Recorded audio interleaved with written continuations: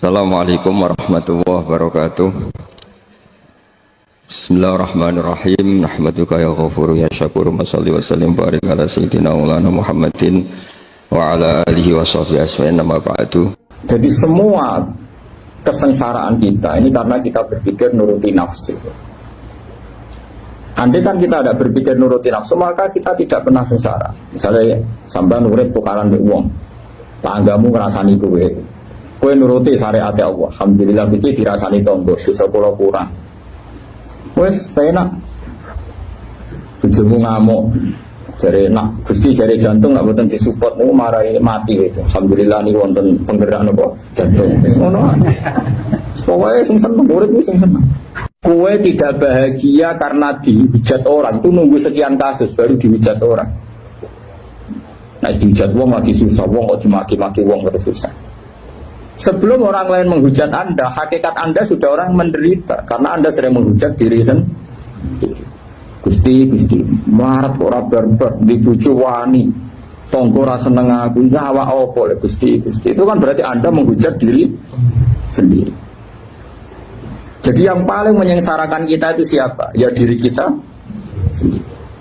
Seperti nak melarat, pengen beli mobil, pengen beli kepenak, ya malah tersiksa.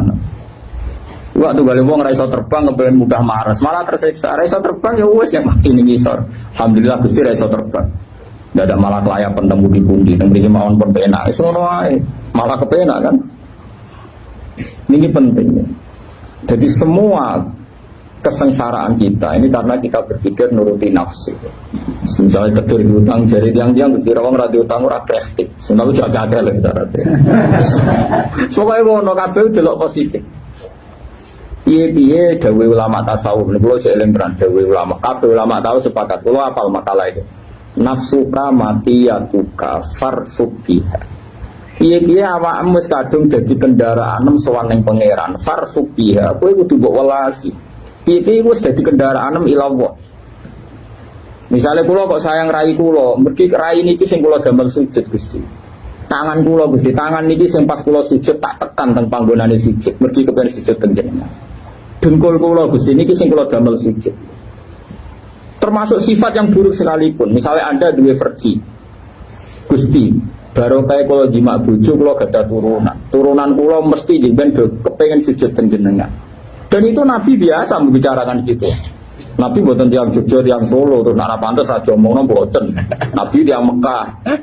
Jadi agar hati dihentikan. Nabi biasa ngendikan. Wa fi buti ahadikum sodako. Bahkan dalam versi Anda, alat kelamin Anda juga ada sodako. Sampai sahabat ditanya, bagaimana mungkin ya ayati ahaduna syahwatahu wa walahu ajrun. Bagaimana mungkin urusan seks dapat pahala? Kata Nabi, karena kamu kalau salah tempat juga dapat maksiat. Maka sekali orang bersenggama dengan istrinya kok niat ninggalno zina lan niat nglahirno umat Rasulullah, maka dapat pahala besar. Artinya semua yang ada diri kita itu adalah alat ibadah. Beda mripat. Wong delok wong alim padha karo ibadah sekian tahun. Kok kowe duwe irung ibu kowe sujud. Kok di cangkem mbok mangan, baru kowe mangan kowe kuat salat, baru kowe cangkem kowe iso wiridan. Semua ini sarana kita ilah, maka kamu jangan pernah tidak sayang sama diri kamu. Jadi ulama-ulama nafsuka matiyatuka farfuk biha, kamu harus sayang. Karena semua yang ada di kita adalah alat kendaraan kita menuju ila Allah subhanahu wa ta'ala. Kowe geman muni aku ditetir ora anak kiai, ora putune Kanjeng Nabi. Malah penak. Anak kiai tanggung jawab berat, putune Nabi tanggung jawab berat. Apa wis pirsa kowe ra bakat mulane ra dipilih, malah penak to. Wis malah penak kan karek hormat ambek para putune Nabi, hormat anak kiai. Kan malah enak wong hormat ibadah. Ki dihormati nek kuat malah mari ujub, mari som. Wis malah enak kabeh. Justru kita punya kekurangan dadekno takdim ning wong liya sing sempurna. Misalnya wonten tiyang sing nasabe sempurna kados kiai Kanjeng Nabi, wonten tiyang sing nasabe sae kados putu kiai. Kowe ditegur misalnya anak bajingan, anak ora salat tapi salat. Malah unik kowe to. Wong anak ora salat kok dadi salat. Ya mulya dekne, mulya mau nasab sing apik-apik mau, tapi unik kowe. Unik ku kan yo penting. Pokoknya awakmu apapun yang terjadi ku sayang. Eleng-eleng makalah ulama ya, nafsuka matiyatuka. Matiyun mana kendaraan, nafsuka matiyatuka farfukiha. Awakmu itu kendaraan ilallah. Malahnya buat saya. Misalnya eleng rai ini rai sing kula damel sujud, tangan sing kula damel sujud, sing kula damel sedekah, damel kula kerja golek nafkah sing halal. Bahkan farji sekalipun iku sing dadekno kowe tafsir umat Rasulullah sallallahu alaihi wasallam. Dewe Nabi tanakahu tanasalu takatharu fa inni mubahin bikumul ummah. Iki nang nikah nang dia anak, nak iso ya akeh, aku itu bangga nak umatku akeh. Cuma nak zaman akhir tak tafsiri nak iso ya sing akeh. Perkara ini zaman akhir kadang wong ra siap anake akeh. Kuwi ora karu-karuan lagi. Itu maksudnya nak iso ya akeh. Ya sing dadi kebanggaane Kanjeng Nabi. Aja apa terus ning dalan-dalan ning njogo lampu wah itu repot gitu. Eling-eling ya. Jadi kita ini punya nafsu dan nafsu ini alat kita masuk surga. Mengenai dawuh Umar bin Abdul Aziz kalau eling. Min mana kibi Umar bin Abdul Aziz itu dia ngendikan begini. Kalau eling makalah. Innali nafsan tawwaqah. Saya ini punya nafsu yang sangat-sangat berontok. Berontok itu nak cinta, nak seneng itu ora kebendung. Umar bin Abdul Aziz dia ganteng ya, ganteng anak rojo. Wong wong wedok seneng dekne wong calon putra mahkota. Bareng dekne dadi khalifah awake kuruntek. Padahal pas jabat. Ditakoi. Kena opo sampean saiki kok kuru padahal jadi presiden. Innali nafsan tawwaqah. Karena saya punya nafsu sing sangat berontok. Aku zaman nom sekali seneng cawe tok kudu kasil dadi bojoku. Saiki aku ya kepengin mlebu swarga kudu kasil. Dina rino poso nak bunyi tahajud. Mergo aku innali nafsan tawa. Ora kaya kowe seneng dhuwit tenanan bareng seneng tahajud tak kok beri. Oh iku gak priya, iku gak ada selera blas. Seneng dhuwit tenanan, seneng cawe tok tenanan bareng seneng pangeran salat be angop. Kowe wani angop ngarepe pacarmu ora wani. Kan nom-nom saiki pecundang, seneng apa pacaran maca melilit wapi barang pe salat be angop. Mestine nak kowe di nafsu sing tawaqah sing brontok harus fair. Nak brontok cawe wae kowe siap-siap seperti itu pemenang brontok mbek suar. Itu hebat Umar bin Abdul Aziz kan innali nafsan tawaqah. Saya ini sekali dua kesenangan kudu kasih. Aku zaman nom seneng cawe itu kudu kasih. Saya aku wis tuwa kepingine swarga kudu kasih. Nak rino niku poso. Nak bengi niku tahajud. Mboten wani mangan gajine, wedi nak dekne dadi amirul mukminin ra sukses. Mulane tenggene kitab-kitab darani khamisul khulafa, khalifah niku sekawan. Ana khalifah dinasti tabi'in utawa tabi'in namung sinten Umar bin Abdul Aziz. Lan disebut napa ya khamisal khulafa, gegelane napa ya khamisal khulafa. Sampai jadi misalnya kados kula sebagai wong alim ku pengen tenan umat Nabi niku iso ngaji.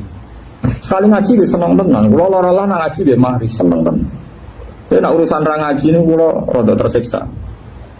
Ojo kok muni seneng tapi lara sithik prai. Men kula mbek kiai-kiai yang lara prai niku rada engkar. Kok mboten ngaos nembe sakit. Kula rada engkar.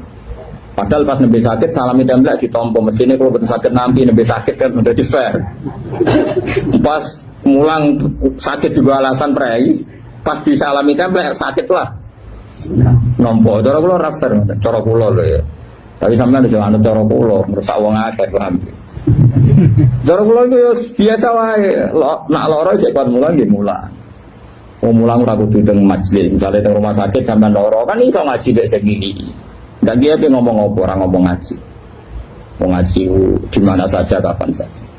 Karena tadi innali nafsan tawaqah, saya punya nafsu sing sangat berontok. Saya tatu nafsi ilal jannah kata beliau. Saya nafsuku berontok ning swarga, maka saya akan menghalalkan segala cara. Diri saya akan saya pergunakan dengan segala cara untuk menuju nopo swarga. Mane niku irji'i ila rabbiki radiyatan mardiyah. Carane piye? Orientasine ning pangeran. Lagi rumusnya napa? Fadkhuli fi ibadi. Kowe ngrasa bener-bener mau dadi kawula ning kene. Kawulane pangeran aja mentang-mentang juga terus ngatur-ngatur wong saenake dhewe, mentang-mentang wong alim saenake dhewe. Kudu mlebu fathuli fi ibadi. Apapun hebat Anda harus merasa jadi ubudiyah, kemawulan yang pengiran. Jadi misalnya ke sholat, dia mergo perintah pengiran. Budak kok kakean nafsu. Misalnya kita jadi budak, dikongkon masak majikanmu, masak sate, terus dia kepengen, aku entek 20 sunduk, itu sopan tau orang? Ora sopan. Nanti budak tenan kon masak sate, ya masak sing tenanan, kok majikanku ben mangan sing enak. Ora kok koyo ben mangan, padha ke nak kepengen mlebu swarga ya salat sing tenanan, tapi rasa bayang mlebu swarga. Nak wis fathuli fi ibadi kok lagi fathuli. Ya iki wong ora kepengine langsung swarga. Pokoke kula warai iki sampeyan nak ketemu Allah ben selamat niku kula jamin lah. Nah ilmu kula niku orisinil. Allah niku gada adat, gada sunnah lah dalam bahasa Quran. Perkara iku ana alamate. Dadi misale ana mendung alamate napa udan. Terus Allah niku nggih damel sistem. Misale waladzi ja'ala syamsa diya awal qamara nura wa qaddarahu manazila li ta'lamu adadas sinina napa wal hisab. Sehingga di sistem itu kita tahu musim hujan itu misalnya musim ini. Kalau musim kemarau ini posisi bintang pas di sini. Sehingga wong Jawa sing goblok lah roh iki musim hujan iki musim kemarau. Kalau ahli hisab, ahli astronomi ngerti kalau matahari di sini berarti musim ini, kalau matahari di sini musim ini. Begitu juga musim panas, musim gugur macam-macam. Itu kita tahu, itu sunnahnya Allah dan itu yang bikin Allah, kita tahu. Tapi sekali ada hujan kok kamu bilang begini. Wajar udan deres wong rendeng. Itu Allah tersinggung. Karena kamu nganggep udan itu jasane rendeng, ora jasane pangeran. Gak repot ngadepi pangeran. Ya memang begitu. Karena inginnya Allah manusia itu punya dua kecerdasan. Kecerdasan yang diciptakan nubuwah yaitu akidah dan kecerdasan yang diciptakan sains yaitu pengetahuan. Di kula terangno nggih cara mazhab Abu Hanifah banyu iku ora iso najis. Wes pokoke banyu iku nyucekno dadi ora iso napa? Najis. Tapi kalau dalam mazhab Syafi'i itu air yang tidak sampai 2 kolah. 2 kolah niku ukuran 1/4 itu sekira-kira 1 meter persegi. Berarti kiri kanan atas bawah niku napa? 1 meter niku pun 2 napa? Kolah. Niku nak cari Imam Syafi'i jika air sebelum 2 kolah itu kena najis sedikit rubah atau tidak rubah najis, nggih. Tapi kalau terlalu banyak meskipun kena macam-macam tidak nopo, tidak najis. Terus ila mata ghayyara kecuali yang rubah. Di misalnya ada limbah, ada kubangan besar gitu yang beribu-ribu liter, tapi kok warnanya sudah warna coklat, ya kayak tinja macam-macam itu dihukumi nopo najis. Tapi wis macam-macam malah mazhab dalam air. Tapi saya pastikan itu mazhab ulama. Saya pastikan itu mazhab ulama. Kalau teks hadisnya begini nih, monggo nak jiran api latihan ijtihad, kok menyesatkan ya ora apa-apa, sementing ini latihan. Jadi di Medina, ini hadis di Musnad Ahmad. Di Madinah itu ada sumur, bukan sungai loh. Saya ulang lagi sumur, bukan sungai. Kalau sungai itu konotasinya kan luas, panjang, mengalir. Ini sumur, bener-bener apa? Sumur. Sumur, ya gede sumur enggak sepiro. Nabi itu wudu di situ terus diingatkan ya Rasulullah itu sumur dulu zaman sebelum engkau datang sebelum ada Islam di sini dipakai pembuangan jifah batang anjing dan nyuwun sewu kotoran orang haid ya kotoran orang haid. Terus saat itu Nabi ngendikan alma tahurun la yunajjisuhu syai'un, kata Nabi yang namanya air itu menyucikan tidak pernah bisa kena najisnya. Alma tahurun la yunajjisuhu napa syai'un. Terus Nabi wudu. Ya sudah begitu. Ya sudah begitu sampe rasa bojiro-jiro no. Alhamdulillah hadisnya ngono. Ya kan ya, paham kan ya? Nah. Mana sampean ditangkleti. Kulon sering ditanya sama orang-orang Jakarta, "Gus, saya ini punya air langganan PDAM, itu dikelola dari sungai ini. Padahal sungai ini mulai tinja sampai sapi tank macam-macam ya ke situ semua, Gus. Terus gak baunya karena kaporit. Itu gimana itu, Gus? Suci ndak itu?" Terus saya tanya, "Lah kamu pakai ndak?" "Ya sudah pakai, tapi tetap tanya hukumnya." Itu kan seperti yang di Jakarta itu kan misalnya yang diolah itu kan sungai macam-macam tuh, Lah itu yang limbah keluarga ya kalau untuk nyuci piring nggak apa-apa. Sapi teng macam-macam kan ke situ juga. Ya kan ya, cara kok ijtihad wi. Karena kalau menurut Syafi'i, dua kolah pun tidak ada pengaruhnya kalau terlalu banyak apa? Bahan yang apa? Najis, yang limbah itu yang najis. Ya jelas najis ya.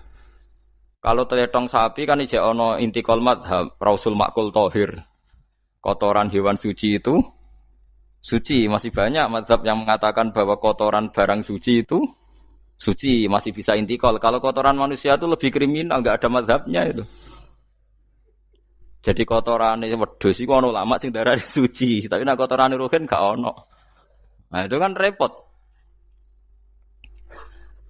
Makanya kata sebagian ahli hadis, sebaiknya hadis itu tidak usah diijtihadi, pokoknya Nabi ngendikan begitu gitu. Ya sudah orang terus ya sudah begitu. Paham gitu terus. Seperti di sini misalnya yang di sini Gajah Wong itu kan atasannya sana mulai kali Code kan wong macam-macam. Mulai wong buang kotor air besar, air kecil kan lewat semua. Macam-macam. Makanya masalah air itu pokoknya sifatnya air itu ma'an tahura, sifatnya air itu mensucikan. Mensucikan itu dua dalam mazhab Syafi'i itu. Air dan tanah. Ya, air dan tanah. Terus sama Abu Hanifah ditambah satu. Ini kalau sampai coba tidak apa-apa, api. Makanya kalau ada boto, coroknya apa mus? Boto ya? Boto bangunan apa? Boto. Itu kan kebanyakan kan kadang kan tipak buahan pletong itu kan ya. Terus dipakai boto. Dicampur-campur, diulet-ulet. Terus jadi apa? Boto. Cara mazhab Syafi'i tetap najis, dipakai masjid tidak bisa karena sebagian bahannya dari apa? Najis. Cara mazhab Hanafi suci karena sudah dibakar. Karena api itu termasuk alat mensucikan. Alasannya Imam Abu Hanifah, orang yang fasik-fasik itu nanti disucikan pakai api neraka. Berarti api itu bagian dari alat mensucikan. Jadi misalnya Ruhin mau sholat dibakar, sholat suci itu.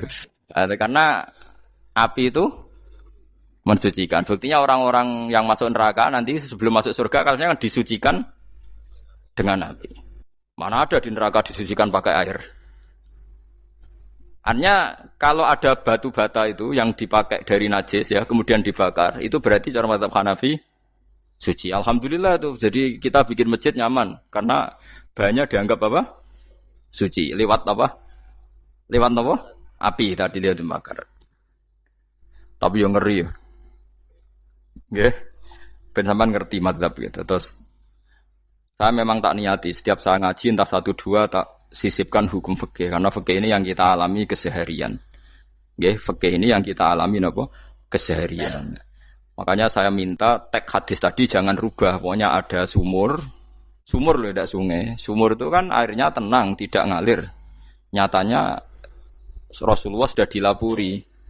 Ini batang-batang anjing dan bekas orang-orang haid, kotoran haid itu dibuang di situ ya Rasulullah. Terus Nabi menjawab, alma utahurun la yunajjisuhu syai'un.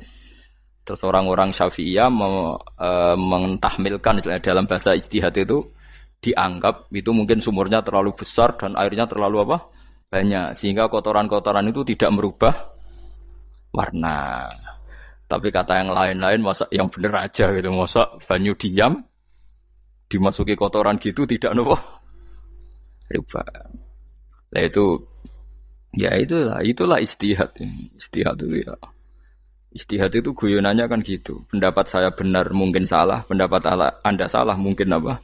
Benar. Karena ya sama-sama mirip-mirip itu untuk menganalisis itu. Yang jelas Allah mensifati air itu ma'an tahura, bahwa air itu punya sifat dasar mensucikan. Kaya nek cara kula niku asal tidak terlalu ketok najis ngoten niku. Kaya PDAM ngoten niku enggak gak ambu taek terus gak ambu apa nek suci ngoten mawon. Dan takoki tapi kan asal usulnya di sana najis gini.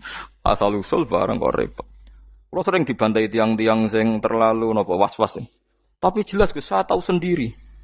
Sapi teng itu ngalir ke sungai gini-gini saya tahu sendiri. Tak jawab, saya juga tahu sendiri dari langit itu langsung air turun.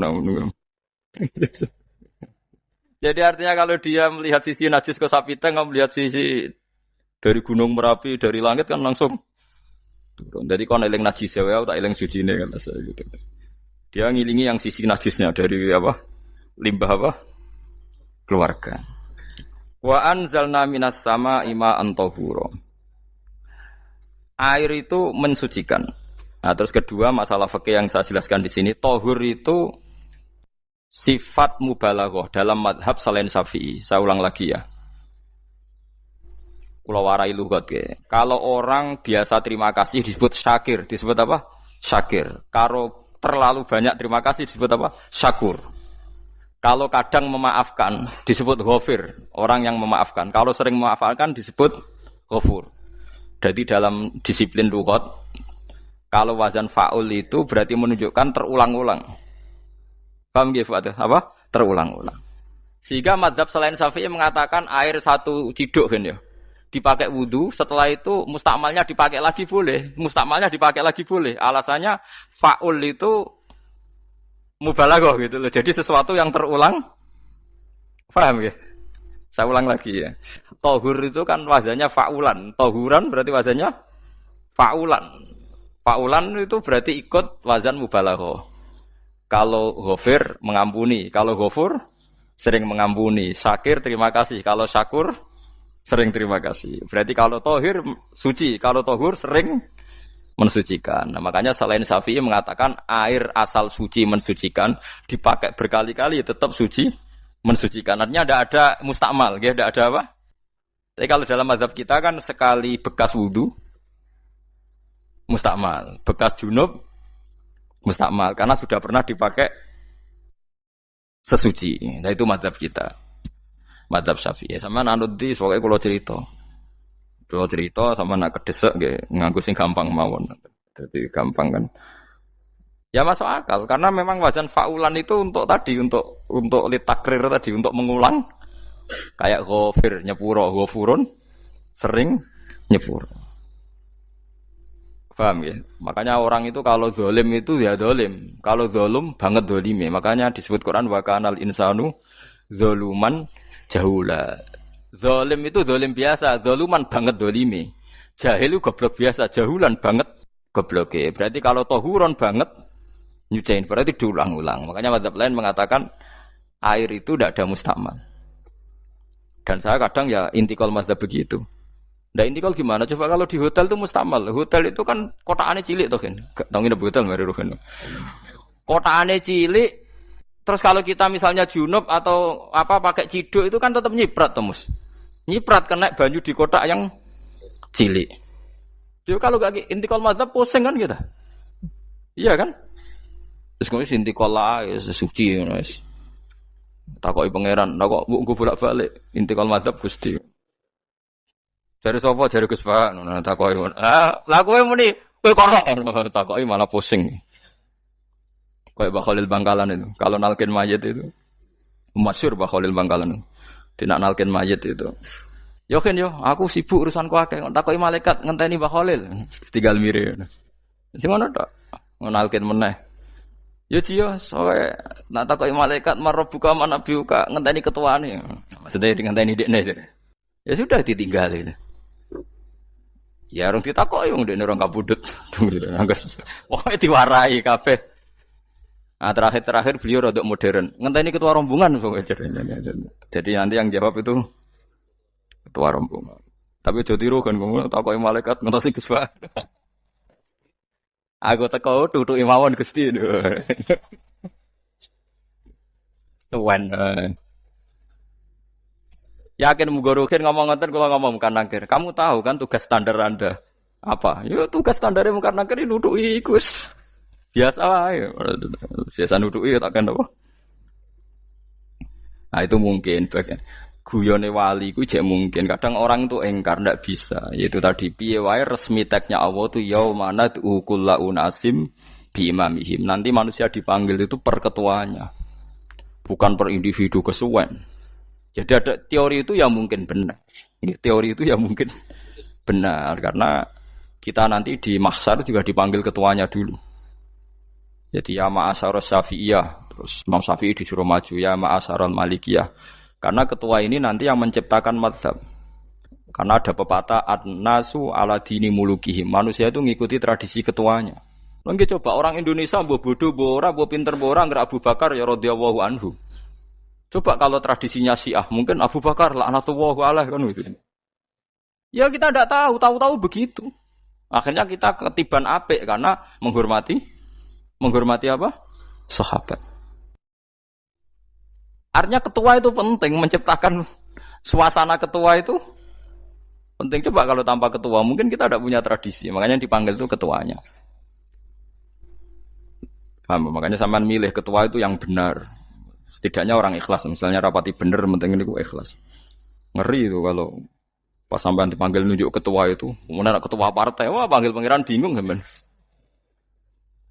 Ketua sopo nyebut ketua partai. Waduh. Wani partai dia celuk pangeran Melayu. Wah, ngadepi pangeran meriang tetep. Paham ya? Jadi nanti sampean itu ditanya itu lewat nopo? Lewat nopo? Ketua. Terus ketua nanti itu ngecek ada nur yang dipakai alamat dia ngikutin ndak.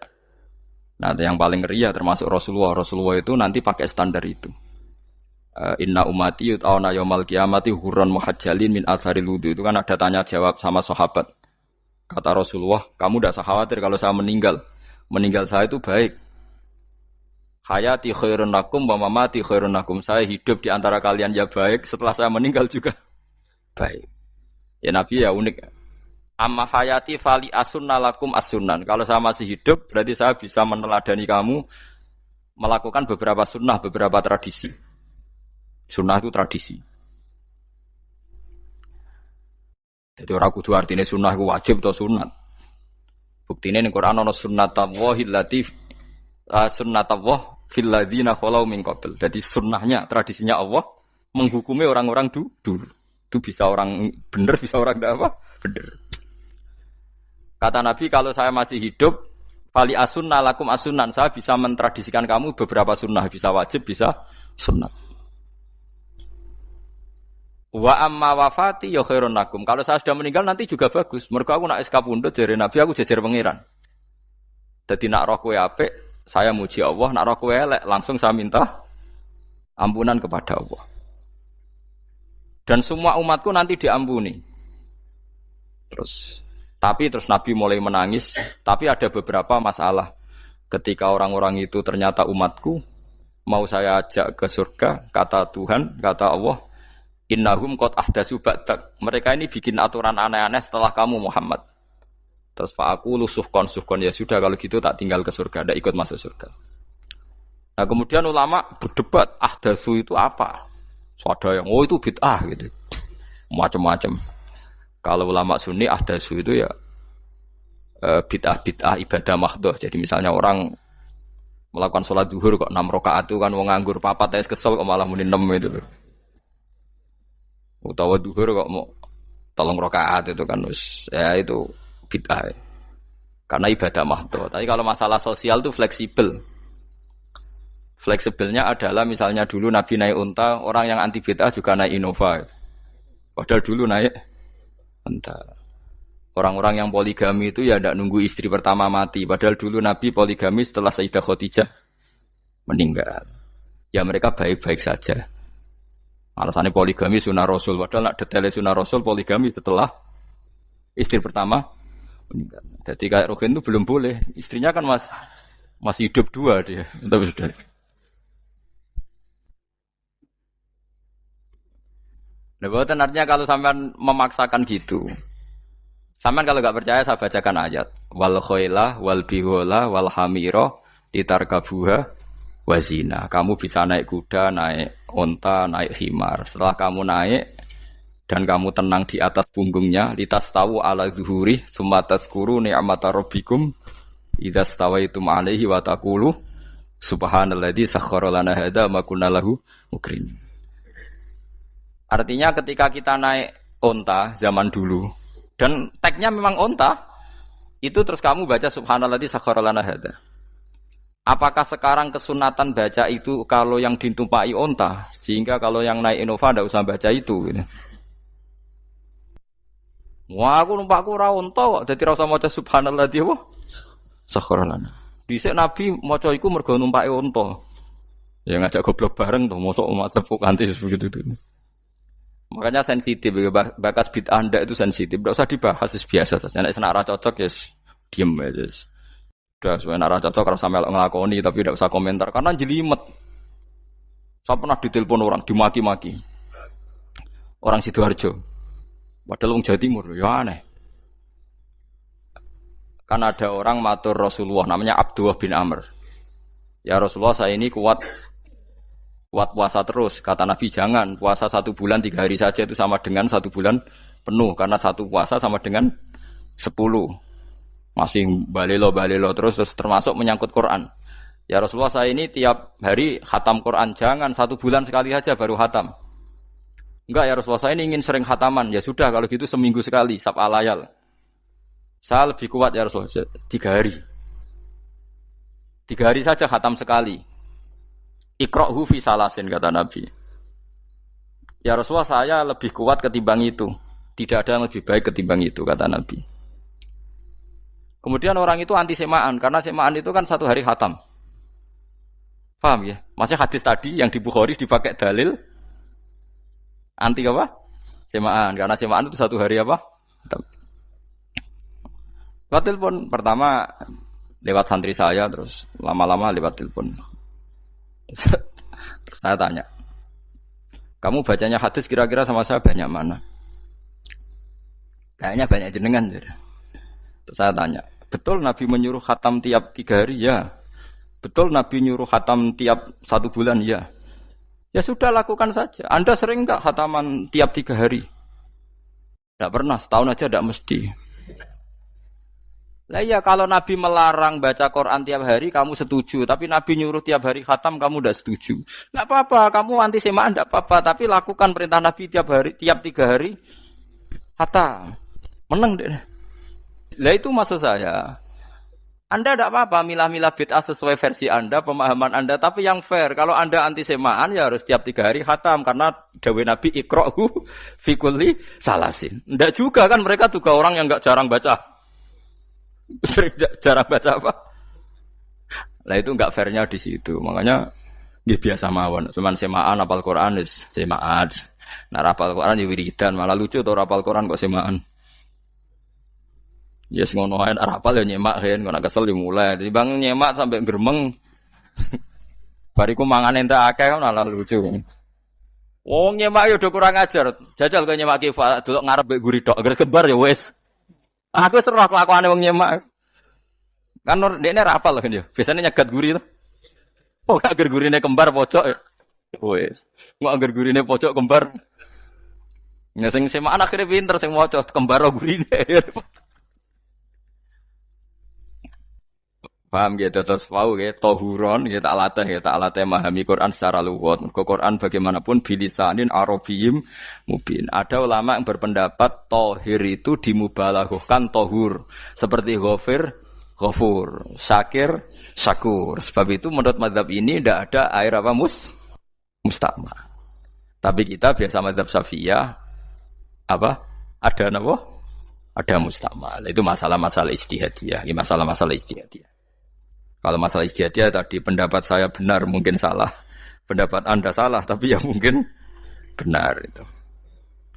Wa anzalna minas sama ma'an tahura. Mutahhiron tegese banyu iku sing nyucekno. Linuhya supaya maringi urip ingsun. Bihi sebab anane banyu baldatan ing daerah maitan kang mati. Jadi istilah resmine pangeran yo, aku nak nguripno bumi iku yo nganggo lantaran banyu. Dadi aja mbok soal pangeran kok butuh lantaran. Waduh repot.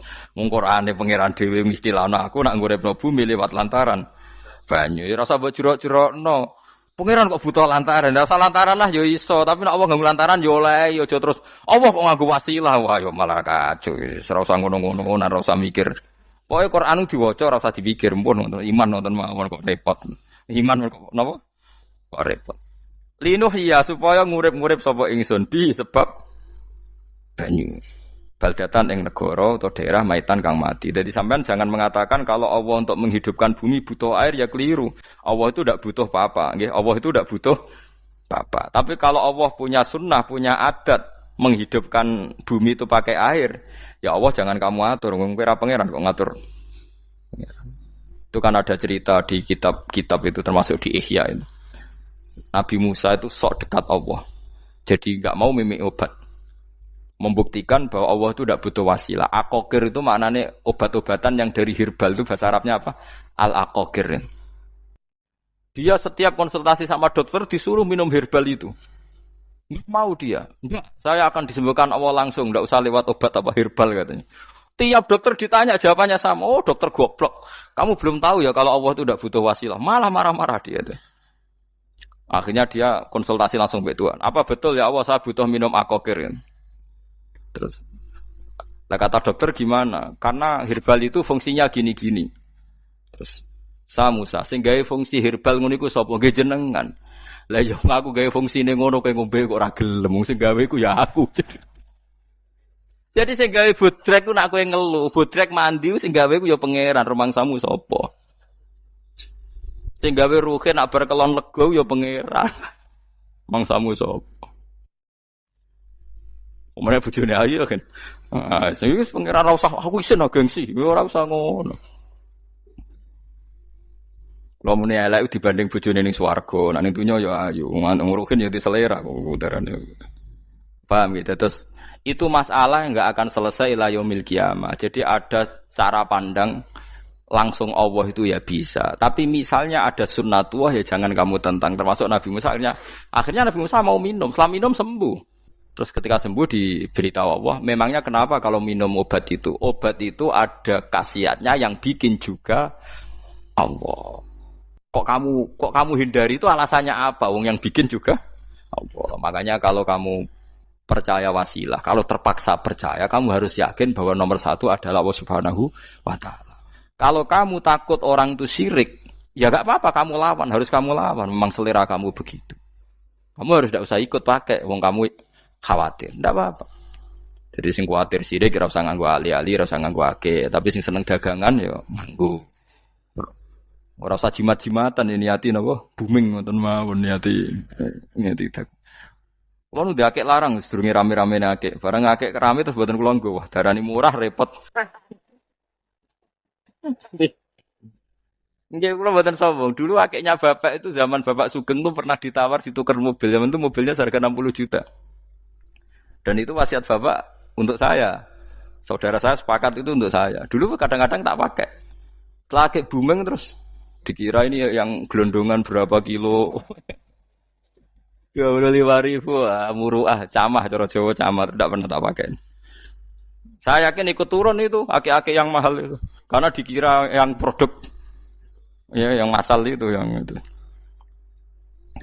Paham gitu terus sampean biar tahu duduk perkara ini. Jadi tohur ya tohuron itu sifat mubalaghah.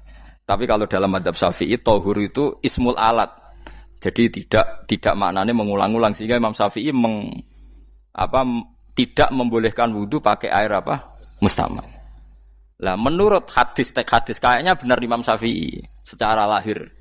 Karena Nabi ngendikan sisa air wudu itu membawa dosa Anda. Kata Nabi, jika seseorang wudu maka kotorannya keluar dari ajfan, dari telapuk mata, dari apa sampai keluar dari mimbaini adzofiri, sampai keluar dari bawah-bawah apa?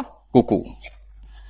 Sehingga kalau air ini sudah membawa kotoran dosa Anda, berarti air ini kan sudah menjadi air kotor. Andai kan Anda mukasyafah, maka air ini sudah penuh dengan kotoran. Enggak mungkin air yang sudah penuh kotoran dipakai wudu lagi. Itu cara berpikir Imam Syafi'i. Ya sampean ikut mana ya? Ya gampang kan kalau keadaan normal ya ikut Syafi'i, kalau air banyak, kalau tidak normal ya ikut mazhab yang lain. Kan gampang. Gitu aja kok repot tuh. Ya itu pentingnya orang ngaji ya di situ tuh harus banyak pilihan. HP kartune loro masa mazhab mesti tok. Nah, itu kan gitu. Ya pokoknya gitu. Kalau yang percaya wasilah ya pakai istilah pangeran linuhyabi baldatam maita ada kata bihi. Allah menghidupkan bumi itu dengan pelantaraan air padahal Allah tidak butuh perantaraan. Tapi yang anti ya enggak apa-apa. Memang yang percaya wasilah itu ya bahaya juga. Ya yes, pokoknya yes. Sudah pakai dua kartu apa susahnya tuh. Ya enggak apa-apa. Asal ada ilmunya, ya tidak karena emosi, memang ada apa? Ada ilmunya. Linuh ya bihi baldatam maita. Wanus qiyahu lan nyirami ingsun yastawi podo bal data maita bitakhfif lan takhfif maita maksudnya buatan mayita tapi napa maita yastawi podo fi ing dalam dawa maita napa al mudzakkar mudzakkar muannas lan muannas zakkarahu mudzakkarna sapa Allah taala hu ing dawa maitan bi tibaril makani kelawan diitung tempat maksudnya maitan wanus qiyahu meniku masalah nahwu lan nyiramno ingsun hu ing banyu ilma ategese banyu mimma sing perkara khalaqna kang wis gawe ingsun gawe siraman an aman ing pira-pira raja kaya kewan ibilan tegese unta wa bakaronan sapi wa namanan wedhus wa anasiya lan pira-pira manusa kafiron kang akeh iki unike Quran kadang kewan mbek manusa iku dibakas dhisik kewane engko nek ndelok dosa mbek ora ya apik kewan tapi nek ndelok diakal mbek ora ya apik manusa tapi nek didelok manusa mbek kewan niku dosa ndi dosa manusa mulane nek salat istisqa iku kesunatane gawa kewan. Lho nggih tenan mboten guyon sampean delok kabeh kitab fikih nek salat istisqa kesunatane iku wong kon gawa apa? Kewan. Tapi aja kethek lho ya. Contone ngono iku ya kaya wedhus sapi. Engko terus go kethek ula bulus wah malaikate bingung wah. Ajete kewan tapi aja bulus kethek ula. Mulane teng daerah mriku, teng daerah Sarang nate kekeringan. Barang kekeringan tiang salat istisqa ono sing nggo sapi, nggo wedhus. Delalah bar salat istisqa iku udan. Tapi kula seneng mbek kiai ini. Pas udan kiai ini ngendikan itu. Kowe aja GR nak udane krana kuwi ya krana sapi mbek wedhus iki. Mergo ora duwe dosa, ya mergo ora duwe dosa. Lah ya itu agama. Agama itu kita ta'abudi. Wong kita jare makhluk paling terhormat. Tapi nyatane nak istisqa butuh bantuan kewan. Itu kesunatan istisqa ngoten to. Tem mriki ngoten mboten. Do nuntun wedhus to. Napa? Mboten sing tek teng kitab-kitab Pak Sami to. Kan nggo kewan kan? Ya. Tapi ya soal kewan kok iso mbayakno. Wah, lah nek wong pasar ngasem mbok gawa mulai ular kobra macam-macam ya, malah repot. Ndak ini menunjukkan nggih karena manusia iku akeh dosane. Mulane jemben teng ora masar iku manusa ora kepengin apa kewan ora kepengin dadi manusa tapi manusa kepengin dadi kewan. Makanya nanti ketika ngadepi hisab gak kuat wa yaqulul kafiru ya alaytani kuntu napa turaba. Maksudnya kuntu turaba ya Allah saya jadikan kewan sing di akhir segalanya didhawuhi Allah kuni turaban. Kamu sekarang cukup jadi turab. Intine manusa sampeyan teng ora masar bayangno kaya kewan sing akhir hayate mau didadekno napa lemah.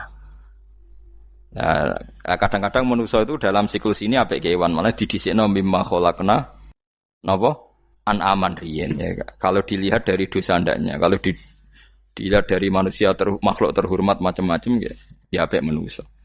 Wa anasiya lan pira-pira manusia kasiron kang akeh jamu insan ente lafat anasi jamu lafat insan. Wasu te asline lafat insan iku anasinu. Fa dilat moko digenti apa anunun digenti ya aning ya.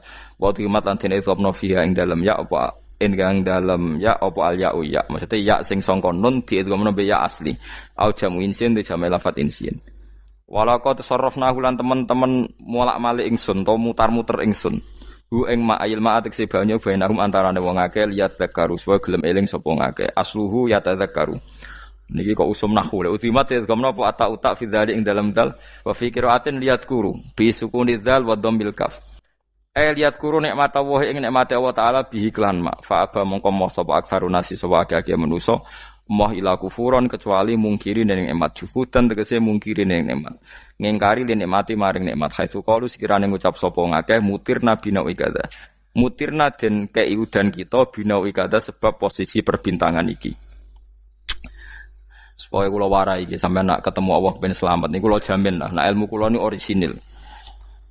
Allah niku gada adat, gada sunnah lah dalam bahasa Quran iki. Perkara iku ana alamate. Dadi misale ana mendung alamate napa udan. Terus Allah niku nggih damel sistem. Misale huwallazi ja'ala syamsa diya awal qamara nura wa qaddarahu manazila li ta'lamu adadas sinina napa wal hisab. Sehingga di sistem itu kita tahu musim hujan itu misalnya musim ini. Kalau musim kemarau ini posisi bintang pas di sini. Sehingga wong Jawa sing goblok lah roh iki musim hujan, iki musim kemarau. Kalau ahli hisab, ahli astronomi ngerti kalau matahari di sini berarti musim ini, kalau matahari di sini musim ini. Begitu juga musim panas, musim gugur macam-macam. Itu kita tahu, itu sunnahnya Allah dan itu yang bikin Allah, kita tahu. Tapi sekali ada hujan kok kamu bilang begini, wajar udan deres wong rendeng. Itu Allah tersinggung karena kamu nganggep udan itu jasane rendeng, ora jasane pangeran. Gak repot ngadepi pangeran. Ya memang begitu. Karena inginnya Allah manusia itu punya dua kecerdasan. Kecerdasan yang diciptakan nubuwah yaitu akidah dan kecerdasan yang diciptakan sains yaitu pengetahuan. Itu inginnya Allah. Jika menyangkut hisab dan ru'yah yang diperdebatkan oleh Muhammadiyah itu sebetulnya juga masalah sepele. Masalah sepele itu begini. Siapa sih yang mungkiri hisab? Wong hisab itu ya nasib pangeran li ta'lamu adadas sinina wal hisab. Siapa sih yang mungkiri ru'yah? Wong ru'yah itu hadisnya sahih. Yasumu li ru'yati wa aftiru li ru'yati. Fa in humma 'alaikum fa'atmilu iddata sa'ban salasina yauman. Jika kamu ragu ya ikmal. Ikmal itu menjadi 30 hari. Sekarang sampean saya tanya, ikmal 30 hari itu dari hisab apa ru'yah? Hisab kan namanya ikmal itu pakai saiki wis 29, nak kepen ikmal 30. Lho ikmal itu ru'yah ta hisab? Bisa. Jadi apa susahnya sih pakai dua ilmu itu? Tapi sekarang jadi politik identitas. Pokoknya kalau ru'yah itu NU, kalau hisab itu Muhammadiyah. Terus dijak goblok bareng kan kita. Mulanya susah jadi ulama itu. Mereka dijak goblok nih. Ya sama seperti kunut tidak kunut. Saya Muhammadiyah itu lahir tahun 1912, NU 1926. Orang tahu semua sebelum itu zaman Madzhabul Arba'ah Abu Hanifah itu tidak kunut. Imam Syafi'i kunut. Terus kamu bilang Syafi'i NU, Abu Hanifah Muhammadiyah. Memangnya Imam Syafi'i tahu Rois Am? Jadi kita yang ulama itu biasa saja karena melihat Imam Syafi'i itu kunut, Abu Hanifah tidak kunut. Tahu-tahu sekarang jadi politik identitas kalau kunut itu NU, tidak kunut Muhammadiyah. Memangnya Imam Syafi'i tahu dadi Rois Am ning PBNU sing liwat ahwa kan mboten ate. Jadi kalau ulama itu lebih sederhana cara berpikir. Ya sudah, hisab itu ya ilmunya Allah, ruya ya ilmunya Allah. Jadi misalnya dagang dihitung, kalau dihitung itu rasional berarti sain. Kalau tidak dihitung kok berarti jenenge kejutan ya enggak, kita pernah ngalami semua. Kita pernah ngalami dua-duanya kan. Dihitung ya pernah laba, kejutan ya pernah. Musim sulit dagang rugi ya biasa, kecengklok rugi kebodhon biasa, lama pernah anggap aja kalau rutin namanya sains sesuai hitungan pengetahuan. Kalau model ngono kejutannya selesai kan? Kok dibenturkan? Kejutan sama rutin itu absolut mana? Akurat mana? Ya ngajak goblok bareng. Paham ki biasa mawon wong sing seneng ilmu tuh ben biasa roh iku roh dojo ben. Ya ben biasa. Nah sekarang itu usum, anti ilmu itu usum. Yang usum sekarang itu politik nopo identitas. Kalau batik wong Yogyo, wah batik nasional berarti orang batik wong Indonesia, anak batik ra wong Indonesia. Jadi batik nopo pakaian nopo nasional. Ya wong golek hadis nganti ngelu kesunatan ibadah nggo klambi putih. Ora ana kesunatan ibadah nggo klambi nopo? Batik. Tapi nak kowe wong alim ben diarani klambi putih gak wajib, kudu kadang-kadang nganggo batik, nggo nunjukno nak nganggo putih iku. Saya tuh seingat saya belum pernah ngaji gak pakai baju putih. Karena pikiranku sering ditanya, Gus kowe wong alim ra tau joban. Nak joban koyo wong Arab. Nak batik kesane kok ora sunah Rasul seneng putih, setengah-tengah nganggo hem putih wis sunah Rasul tapi tetep Indonesia. Wis tak pikir wonten. Lah kan ra mikir nganggo batik. Tapi itu tadi, saya masih husnudzon. Jika jadi tren, nganggo klambi hem putih dianggap wajib, harus ada yang pakai batik untuk menunjukkan kalau ndak wajib. Lah mungkin dia termasuk begitu melok. Makome dekne iku wis nglurusno. Enggak tahu saya kalau itu berarti sudah tinggi, kelasnya sudah tinggi. Jadi menurut saya tengah-tengah ya pakai hem putih kalau sholat. Tengah-tengahnya adalah nak jubah terlalu Arab. Nak batik be Nabi ngendikan kesunatane ibadah itu pakai putih. Nganggo mori kok wong mati ya sudah hem, sudah tengah-tengah. Menurut saya, sama ndak harus ikut saya. Tapi jika itu dianggap wajib, kadang-kadang jangan pakai Bukti seperti Jabir bin Abdullah itu terang-terangan sama tak ceritani. Dulu ketika Jabir bin Abdullah sahabat yang terkenal itu Jabir itu termasuk minas sabiqin al-awwalin itu. Jabir itu sholat di masjid itu bajunya dicopot. Terus sarongan itu dicancang di gulu. Kayak wong kuno-kuno. Sarongan sitok dicancang di gulu. Bawa baju diletakkan di soko masjid. Setelah itu orang tabiin melihat dia secara sinis. Tabiin itu generasi setelah sahabat. Marah-marah ketika dimaki, masa engkau sahabatnya Nabi sholat bisa bin wahid, pakai baju satu dicancang bisa. Jabir mulai cerita, kamu jangan bilang pakai serban itu sunat, kamu jangan bilang pakai jubah sunat. Bagaimanapun menjadi sunat karena kamu punya, sehingga kamu bilang sunat karena kamu punya. Dulu kita zaman Rasulullah masih hidup, kita semua itu tidak punya baju, punyanya satu. Sehingga Nabi tidak berani mensunatkan pakai baju dua, kesunatan serban. Karena kita hanya punya pakai baju satu. Kita harus mikir bagaimanapun di antara kesunatan itu karena kita mampu. Setelah tidak mampu, tidak ada sunat. Terus Jabir mulai marah-marah, termasuk yang diceritakan. Kalau kamu bungkus orang mati gimana? Ya tak bungkus, utuh sampai sikil beda sih raketok. Ya kan ya, nah ini mau mati dibungkus sempurna tuh. Nanti kok pepes itu ya dibungkus. Terus bariku lagi dibuka raine ya mus, sing mudin rai ya. Terus Jabir cerita, cara kowe wajib to ora jare Jabir? Nggih wajib. Ya wajib mergo iso. Terus dia cerita, dulu Sayyid Hamzah, dulu bapak saya Abdullah Jabir bin Abdullah. Itu saking enggak adanya baju. Itu nak ditutup sirahe mbek sarong, mboten kafan. Iku ketok sikile. Nak ditutup sikile ketok sirah. Akhirnya do matur Kanjeng Nabi kon nutupi sirah waj'al ala rijlihi sayan min izkhirin. Akhirnya sing sikile ditutup suket. Saking gak anane baju. Kowe saiki Islam wis jaya kecangkeman sithik-sithik muni sunat wis dimaki-maki mbek Jabir. Wis meneng ngejar. Terus terakhir ngendikan ngene. Aku nglakoni iki liyaronil ahmak misluk. Pancen tak jarak aku salat ngene iki bento-bento kowe ben roh. Nak dhisik jarak Islam ngene iki ya. Liyaroni al-ahmak misluk. Ahmak itu bento yang level tinggi, medium. Itu ulama betul, ya begitu. Saiki wong Islam jog tuku kurma gampang, sidik-sidik buku nganggo kurma, sunah Rasul mergo nganggo kurma. Ya perkarane ke kelar tuku, zaman kene Gunung Kidul melarat nganggo apa? Aneh-aneh gitu. Makanya di fikih jelas, nek iso kurma, nek iso asal manis, nek iso asal gak nyolong titik wis. Kok cek repote hukum. Bagaimanapun kue kecangkeman muni sunan mergo mampu. Zaman kira mampu orang muni ngono padahal hukum itu dhisik-dhisik. Hukum itu baru apa sudah kemarin-kemarin? Wis menengae. Kula ge sering. Ngger kula kan kiai, ngger poso sering sowan kathah. Kadang sing sowan luwih mlete timbang kula. Gus kurma Gus, nggo apa? Nggih sunat Gus. Ah sunah mbahmu pangan kowe. Oh kiai mbok warai ra sopan to. Aku nak buka aku tegan namanya. Aneh-aneh ya. Namun ini sunah dia ora usah kecangkeman. Lagi buka kurma pirang tahun, lebih kali tahun Gus. Umur piro? 40 Gus. 38 tahun gak anggo sunah lagi 2 tahun gegere gak karuan. Biasa saja. Dulu Nabi itu ya biasa. Nabi kalau zaman ngendikan yang ngeper sampai 4 kali. Kalau gak mampu ini, kalau gak mampu ini. Nabi kalau ngendikan ya gitu sampai diulang-ulang. Karena Nabi tahu tidak semua umatnya gampang mendapatkan itu.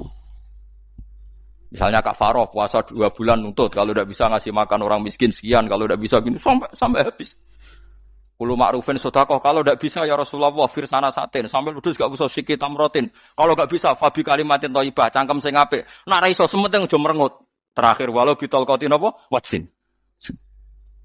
Itu lama mewarisi sekian kebaikan yang diajarkan Nabi, tidak terus dipatenkan satu ngel-ngel wong akeh.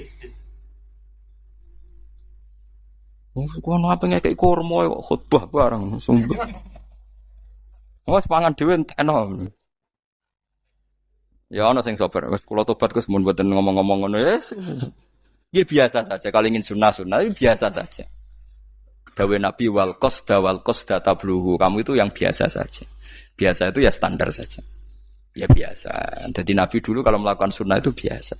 Sunnatun sanaha Rasulullah sallallahu alaihi wasallam. Ini sunnah yang dilakukan Nabi. Tapi di luar yang azimah. Azimah itu yang wajib atau fardhu ain itu sahabat biasa.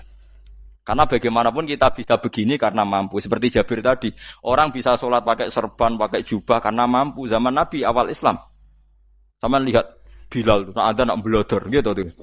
Sama lihat film Umar atau film-film Bilal. Itu memang nyata dulu itu la yajidu ahaduna illa sauban wahidan. Ndak ada yang kecuali punya baju apa? Sama dulu film-film, mulai versi seneng kitab sampai versi film itu sama. Bilal nak adzan ya blodor. Ora adzan di blodor gak sopan. Oh memang ya duwene klambi mok sitok iku. Adlok ceritane Sa'labah, bar salat salam langsung melayu. Berkali-kali agar bersalam melayu. Jebule apa genta kayak ya salah bang bersolat orang witir melayu kenapa saja takoki ya Rasulullah takoki Nabi salah bah kata sahabat-sahabat kowe nak salat bar mulai langsung melayu ya Rasulullah kami kula namung setunggal istri saya di rumah aja utuh iku saking ndak adanya baju saiki nang sunatno kon ya begitu. Makanya ketika Sayyidina Umar idza ausa Allah fa ausiu. Nanti kalau sudah jembar ya jembar. Nak lagi ruwet ya ruwet. Ya sudah biasa saja. Paham ya? Dadi kula suwun misale malayu droku kullu, layu droku napa kullu. Kalau ndak bisa semua jangan sama sekali. Jadi misalnya kita ndak bisa jubahan, ndak bisa serbanan mergo ora wong Arab. Supaya saya ndak keriting jubahan kok tangga ya guyu. Paham nggih? Wah aneh ngono. Kemudian nek ora kaji kok jubahan malah digugat wong akeh. Ya sudah pakai hem putih saja. Yang penting dua semangat sunnah putihnya misalnya. Ya tengah-tengah gitu. Tapi kalau kira-kira dianggap wajib ya kan ganti badik kayak Ruhin itu. Itu makomnya sudah itu tadi. Sudah tinggi sekali. Ya Nabi itu misalnya Nabi nyifati rambut yang baik itu yang lurus ngombak gitu. Sifatnya Dajjal itu keriting. Tapi yang keriting ya enggak apa-apa. Bukan berarti wah keriting mirip Dajjal ya enggak gitu. Ya itu kan Allah menunjukkan kekuasaan. Nanti kalau Allah bikin lurus semua dikira enggak mampu bikin yang keriting ya sudah dibikinlah yang keriting. Ya sudah gitu biasa saja buatan berlebihan.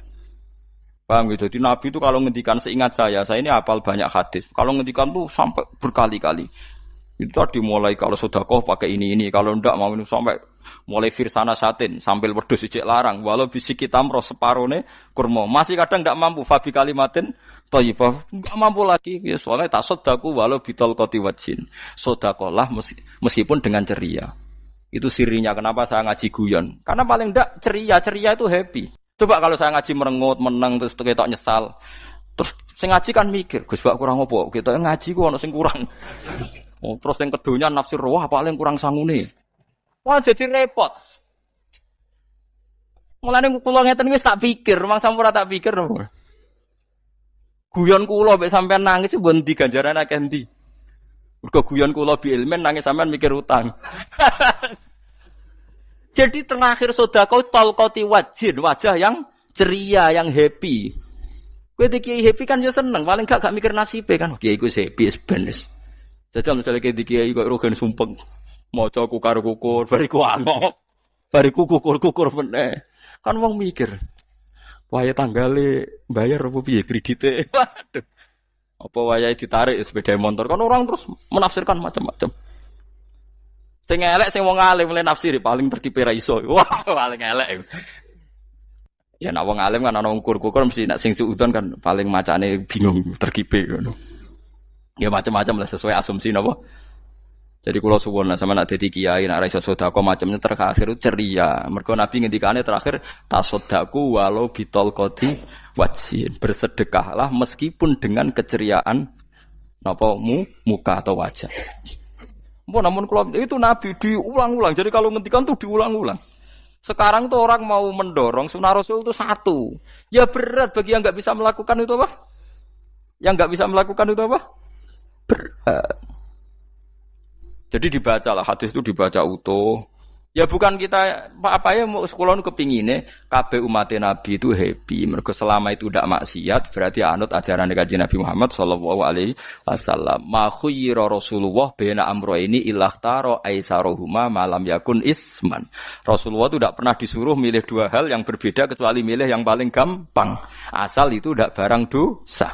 Itu hadis muttafaq alaih. Ma khuyyira Rasulullah baina amrayni illa ikhtara napa aisaruhuma malam yakun napa isman. Jadi Nabi itu tidak disuruh milih dua hal, mesti milih yang paling gampang asal tidak napa dosa. Makanya Nabi kalau ditanya, ya Rasulullah sampean nanti tawaf pakai unta apa ndak? Kesel ndi? Nggih kesel mlaku, ya naik unta saja. Makanya Nabi kalau tawaf dulu pakai apa? Unta. Terus saiki mulane Arab Saudi PG MRT berkoordinasi Nabi unta terus saiki nganggo napa? Kereta lingkar. Sekarang baru diperdebatkan. Cek kurang ajar itu sebenarnya no tamu spesial, misalnya pejabat negara sebenarnya atau wafu numpak kereta muter. Diarani rasah dhisik Nabi numpak unta, diarani sah cek kurang ajar ning dhuwur. Terus sampai angop-angop terus tawaf. Sampeyan muni sah ta ora ya, jujur. Muni rasah Nabi dhisik tawaf. Ngagem unta muni sah kok kurang ajare. Wah, misalnya numpak kereta asenan anggap sidik-sidik sebeng pitu. Kurang ajar juga. Saat ini lebih diperdebatkan, tapi ya mbak, saya bakas ngono ben ngerti hukum sampean, ben ron kiai ku bingung, ulama yo mikir hukum. Iku ketok ceria kalau sampean ora bingung ora ceria. Pak Aba mongko mos sapa aksarunasi sapa akeh manusa mo ila kufuron kecuali ngafirin emate Allah juhudan tegese engkar linikmati maring nikmat haitsu qalu sekirane ngucap sapa kufar mutir nabi nawi kada mutir nadien kaeringi udan kita binawi kada sebab posisi bintang sing ngene iki walau syi'na la ba'atsna fi kulli qaryatin nadhira walau syi'na umpama ngersakno ingsun Allah la ba'atsna yektine nugasno ingsun to ngutus ingsun fi kulli qaryatin ing dalam saben-saben daerah desa nadhiron ing wong sing ngelingno. Umpama wong ngersakno kabeh desa yo nabi, tapi kok kakek nabi malah repot kan. Yukhawifu kang ngekeki peringatan sapa nabi ahlah ing penduduk Korea. Walakin ba'asnaka tetapi ning ngutus ingsun ka ing sira Muhammad ila ahli qura maring kabeh penduduk kuliah sekobane ahli qura nadhiron khalidati nadhir khalidati nabi liya'zuma supaya gedhe apa ajruka ganjaran sira. Tapi kabeh nabi niku nggih pokoke Allah mampu mawon tiap desa dikai nabi, tapi Allah ndak melakukan itu cukup nabi sitok. Terus kabeh iku nanut Nabi Muhammad sallallahu alaihi wasallam. Mulane ana guyonan wong Arab wong Jawa apik endi? Apik wong Jawa aja. Ke wong Arab iku cara obat iku dosis tinggi, mulane dikirimi Nabi. Wong Jawa cukup mudin, cukup kiai wis Islam. Dadi rapati salah lah. Penyakitnya ringan jadi diobati kiai iku wis dadi iman. Nah wong Arab kudu napa? Nabi. Berarti penyakit berat be ringan apik endi? Apik ringan. Mulane jare kiai Jawa, kita apik wong Jawa kus be wong Arab. Mergo ora butuh napa? Nabi, berarti dosisnya kan kecil ya, rendah. Tak uning-uningmu. Wong bingung, ngono kok omongane wong napa? Bingung. Lha opo nganalisis ngono barang. Ya wong nganggur iku repot. Pala tutik mongko aja nurut sira al kafirina ing pira-pira wong kafir fi hawahum ing dalam hawa nafsune kafirin. Jadi kalau jangan wong kafir itu yang menyangkut hawa nafsu. Tapi nak menyangkut kebaikan wong kafir, sing kita kadang kalah baik dalam hal sosial. Ya malah Allah kadang melehno kita, mereka kok kalah mbek wong kafir. Gini misalnya ngeten gini, makanya Imam Suyuti nafsiri falatutil kafirin ay fi hawahum. Dalam hal yang bersifat hawa napa? Nafsu. Misalnya begini, saya contohkan Allah melehno wong mukmin. Ada sahabat ketika perang itu tangannya terputus, kakinya juga terputus. Terus matur Rasulullah, ya Rasulullah gara-gara perang derekno engkau, saya tangannya putus, kaki saya putus. Ternyata tidak diapresiasi sama Allah, malah disalahkan. Gini kok Allah terus nurono ayat iyam saskum korhun faqad masal qoma korhum mislu. Jika Anda luka karena perang, orang kafir pun luka. Wong kafir wong gento wae wani luka demi kekafiran, kok kuwe wong Islam jare demi Allah ora wani luka. Jika masyhur di kalangan para ulama, nanti setiap kebaikan itu dibandingkan kezaliman. Ya saya ulang lagi, nanti setiap kebaikan itu dibandingkan kezaliman.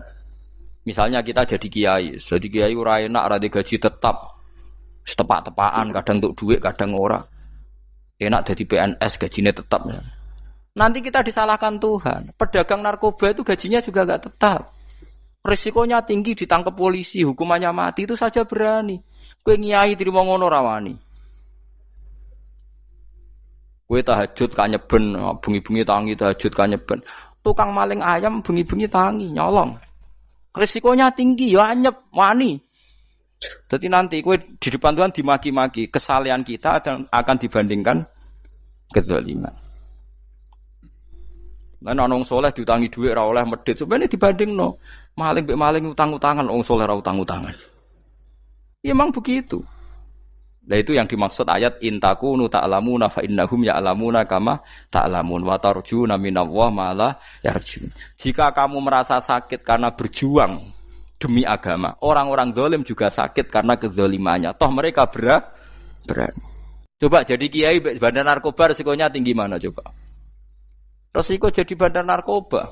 Antar geng narkoba juga musuhan, takut ditangkap polisi. Jadi kiai paling ono hasud sithik-sithik.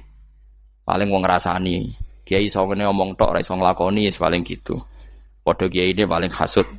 Ya sithik-sithik lah, paling strek. Kalau bandar narkoba gak cocok nembak. Karena rivalitas mereka ekstrim. Jika kalau sampean cemen jadi kiai nanti ya diingatkan Allah dibandingkan orang apa? Zalim. Jadi eling-eling ya. Terus semua kesalahan kita, loyalitas kita pada agama nanti dibandingkan orang zalim karena mereka loyal sama pekerjaannya, sama kezalimannya. Enggak terus preman-preman nak belani konco wani mati. Kadang kiai santri belani kiai ini rapati wani mati. Wis repot preman-preman nak tobat wis repot. Kulo nu rada nyesal mek tobaté preman. Nak ana preman teng perapatan tobat. Niku terus ning masjid, men itikaf terus mbek wong sopan. Niku ora pas sajane. Nah, tobat itu tetep ning perapatan. Sing dhisik ganggu wong disingkirno. Jadi ku tobat tenan sehingga dhisik perapatan sing gawat dadi gak gawat. Mergo sing preman gawat diganti preman sing lunak. Ora terus ning masjid ya sing iki tetep diganti generasine ngono. Mestine maksudnya mesti ora kok terus elek mboten mestine tobaté ngoten niku. Sayyidina Umar itu dulu itu menakut-nakuti orang Islam. Angger ana ndekne wong Islam wedi kabeh. Terus Abu Bakar ya wedi kabeh wedi. Suatu saat Rasulullah mlaku-mlaku ngerti Umar gulut ning ukat, menangan. Kata Rasulullah andikan yang Islam itu hebat Islam. Hanya Rasulullah berdoa wa ma'izal Islam fi Umar. Akhirnya Umar masuk Islam. Hari Kamis masuk Islamnya. Wis kira tau mikir to sak dinane kula roh sak dinane dongane Kamis masuk Islam Jumat. Ning omahe adike ning gone IP-ne. Mergo diwacana Quran surat Toha. Bareng Islam metuki Nabi, mun walhasil bar Islam teng Zaid bin Arqam ning mbene Nabi terus langsung marani omahe Abu Jahal ora terus ning masjid menenge mboten langsung marani Abu Jahal. Angger ki ganggu Nabi tak pateni. Bariku marani Abu Jahal. Aku saiki wis Islam iki ganggu Nabi tak pateni. Gentenan wong kafir sing delik. Paham nggih? Dadi enak maksudnya. Lah misalnya terus Umar dadi sopan santun terus ketemu wong dilo, ketemu Abu Lahab monggo derek akhir. Wah. Artinya gak ada perubahan. Lan Ruhin mantan preman mboten kok tobaté ning kene ora roh kok. Mboten harus kiai dene. Mestine ngoten. Makanya Wahsy itu yang bunuh Sayyid siapa? Hamzah. Karena dia disuruh Hindun itu istrinya Abi Sufyan itu. Itu setelah membunuh Sayyid Hamzah dan dia Islam. Dan Nabi tidak siap melihat wajah Wahsy. Sumpahnya Wahsy apa? Saya bersumpah akan membunuh orang paling dibenci Rasulullah. Sebagaimana saya pernah membunuh orang paling dicintai Rasulullah. Terus tobatnya dia mateni Musailamah al-Kadzab. Wong sing ngaku Nabi ngarang Quran. Itu tuh sing mateni sinten? Wahsy. Dari Wahsy sebagaimana aku pernah membunuh orang paling dicintai Rasulullah. Tobat saya membunuh orang paling dibenci Rasulullah. Ya misalnya terus Wahsy tobat, terus sampean nyapu masjid, terus gak duwe selera tarung. Zaman kafir tarungnya tenanan, bareng Islam menyapu masjid. Bariku ngiseni jedinge, terus bareng dijak perang wedi wae repot.